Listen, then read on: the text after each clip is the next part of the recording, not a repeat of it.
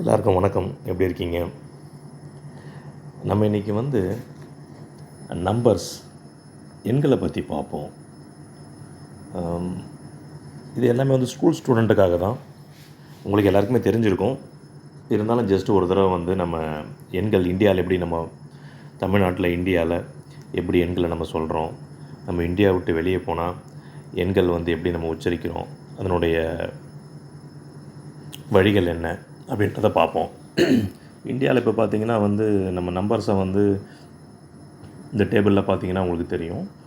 1, 10, 100, 1000, 10,000, 1,00,000, 10,00,000, கோடி, 10 கோடி, 100 கோடி, 1000 கோடி, 10,000 கோடி, லட்சம் கோடி அப்படின்னு சொல்கிறோம்.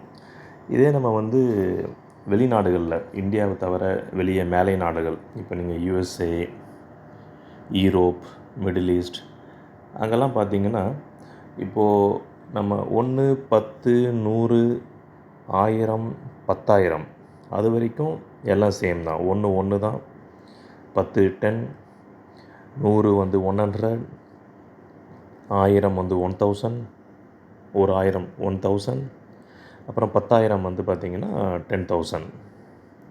அதுக்கப்புறம் நம்ம லட்சம்ன்றதை மேலை நாடுகளில் 100,000, 100,000, அதாவது 100 1000, அதுதான் 1 லட்சம்னு சொல்கிறாங்க. அப்புறம் நம்ம 10 லட்சம் அப்படின்னு சொல்கிறத மில்லியன், நீங்கள் கேட்டிருப்பீங்க. அவன் பெரிய மில்லினியர், அப்புறம் பில்லினியர், அப்புறம் ட்ரில்லியன் அப்படின்னு கேட்டிருப்பீங்க. 10 லட்சன்றது 1 மில்லியன். அதே 100 கோடி, 100 கோடின்றது 1 பில்லியன். 1 பில்லியனில் பார்த்திங்கன்னா டோட்டலாக உங்களுக்கு 9 சைஃபர் வரும். மேலை நாடுகளில் அந்த நம்ம இந்தியாவில் பார்த்திங்கன்னா 3 சைஃபருக்கு அப்புறம் 2 சைஃபர். மேலை நாடுகளில் பார்த்திங்கன்னா அந்த கமா போடுறது பார்த்திங்கன்னா 3 சைஃபராக எடுத்திருப்பாங்க.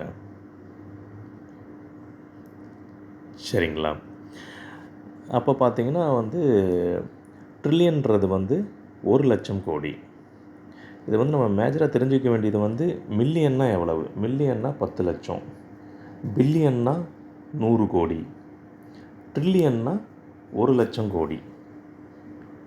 இதான் நம்ம இந்தியாவில் நம்ம எப்படி எண்களை சொல்கிறோன்றதுக்கும் மேலை நாடுகளில் எப்படி எண்களை சொல்கிறாங்கன்றதுக்கும் உள்ள வித்தியாசம். நம்ம முக்கியமாக தெரிஞ்சிக்க வேண்டியது மில்லியன். மில்லியன் 10 லட்சம். 1 மில்லியன்னா எவ்வளோன்னா 10 லட்சம். அதே மாதிரி பில்லியன், பில்லியன்னா 100 கோடி. 1 பில்லியன்னா எவ்வளவு, அது ஈக்குவல்ஸ் டு 100 கோடி. ட்ரில்லியன், ட்ரில்லியன்ன்றது 1 லட்சம் கோடி. கோடிக்கு பார்த்திங்கன்னா 7 சைஃபர், 1 லட்சத்துக்கு 5 சைஃபர். டோட்டலாக பார்த்திங்கன்னா 12 பூஜ்ஜியம் ஜீரோஸ் வரும். 1 லட்சம் கோடி.